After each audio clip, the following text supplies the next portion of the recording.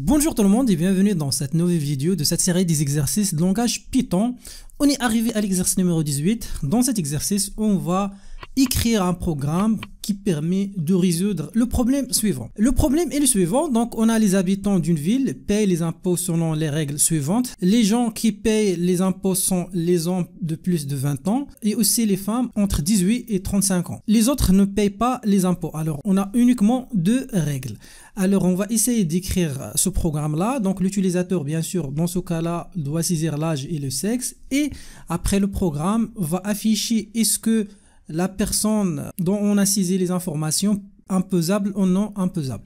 Alors pour un peu expliquer ce qu'on va faire, d'abord on va essayer de déterminer quelles sont les données et quels sont les résultats. Pour les données, on a deux choses, on a l'âge et le sexe de la personne, et après est-ce qu'il est imposable ou non imposable, bien sûr selon l'âge et aussi le sexe. Alors c'est l'utilisateur a saisi de 22 ans et F, c'est-à-dire une femme. Alors ici on a vérifié la deuxième règle, alors donc cette femme-là doit payer les impôts. Si l'utilisateur a saisi 19 ans et H, c'est-à-dire un homme dont l'âge est 19 ans, donc ici non imposable puisque les hommes payent les impôts si est supérieur à 20 ans. Alors maintenant je vais passer à Python pour vous montrer comment écrire ce programme. Alors la première chose, comme l'habitude, c'est de récupérer les données. Alors pour les données ou bien les entrées de ce programme-là, on a deux choses. On a d'abord le sexe de la personne. Alors le sexe est de type normalement chaîne de caractères. Alors pas la peine de préciser float ou bien int au début. Donc directement input, puisque input normalement retourne par défaut une valeur de type chaîne de caractères. Alors ici on va demander à l'utilisateur de saisir, donc entrer le sexe de l'habitant.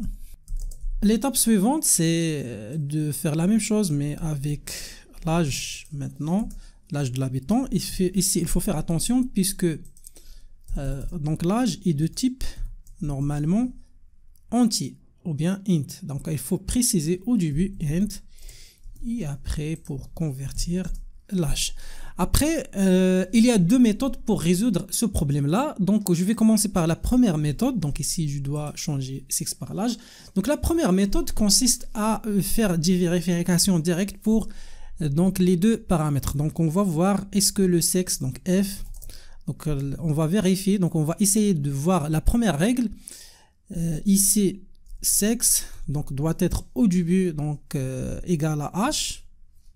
Donc, vous pouvez utiliser apostrophe ou bien du guillemets, donc H. Donc, ça, c'est la première chose. And, donc, aussi, l'âge doit être, ça c'est pour l'homme, doit être supérieur ou égal à 20 ans. Donc, ça, c'est la première règle, ou bien la deuxième règle, ou bien c'est OR.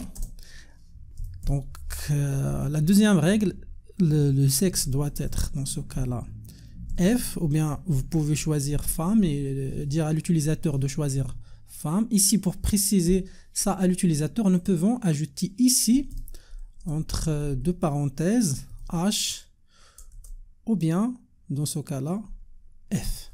De la manière suivante. Donc ça, permet de faciliter la saisie des informations.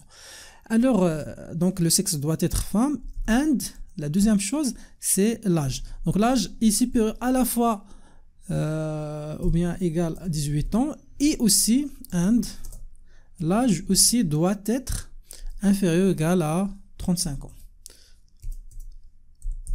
Voilà, donc ça ce sont les deux règles, donc la première règle ou bien la deuxième règle. Après je vais ajouter deux points et tout simplement on va écrire dans ce cas là l'habitant est imposable. Après else deux points, dans ce cas là l'habitant n'est pas imposable, non imposable. Voilà, donc ça c'est la solution. On va tester pour voir. Alors la première chose, on va saisir âge 19 ans, donc normalement non imposable, c'est exactement non imposable. Si je tape ici F par exemple et 22 ans, donc normalement c'est une femme, cette femme là est imposable. Voilà, donc ça c'est donc notre solution est correcte. Je vous donne maintenant la deuxième solution. Donc je vais mettre ici des commentaires. Donc pour ajouter des commentaires, il faut ajouter juste dièse au début de chaque ligne. Donc ça c'est pour commenter ce code-là. En utilisant les commentaires, donc le logiciel ici PyCharm va ignorer l'exécution de ces instructions. Alors je vais vous donner maintenant la deuxième solution. Alors la deuxième solution consiste à déclarer des variables dont type, dans ce cas-là, donc C1 c'est la première condition, ou bien R1, la règle numéro 1. Donc R1 normalement dans ce cas-là doit être de type booléen, donc soit vrai, soit faux, ou bien soit true, ou bien false. Donc selon bien sûr est-ce que ces deux conditions sont vérifiées ou non. Et après je vais ajouter R2, donc la deuxième règle, de la manière suivante. Maintenant j'ai dans R1 et R2 les résultats des deux conditions, ou bien les deux donc règles. Après, ce qu'il faut faire, tout simplement, c'est de vérifier. Donc, f R1 égale true. Ou bien, tout simplement, vous pouvez juste écrire R1. Puisque, donc, on va voir, est-ce que R1 égale par défaut true. Donc, si vous voulez, vous pouvez ajouter égale true. Or, dans ce cas-là, donc, désolé, R1. Or, R2. Donc, ces deux valeurs-là sont true. Donc, vous pouvez ajouter les deux messages suivants. Donc, pour gagner du temps, je vais faire des copier-coller.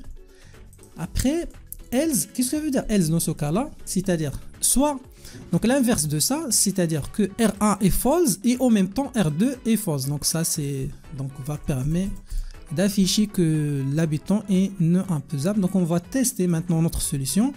On va donner pour ça une femme de l'âge de 20 ans. Donc normalement ici c'est imposable. Lorsque je tape dans ce cas là un homme de l'âge de 15 ans, normalement est non imposable. Voilà, donc ça ce sont les solutions, bien les deux méthodes que vous pouvez utiliser pour résoudre cet exercice. L'objectif c'était de voir comment utiliser les structures conditionnelles avec les opérateurs logiques.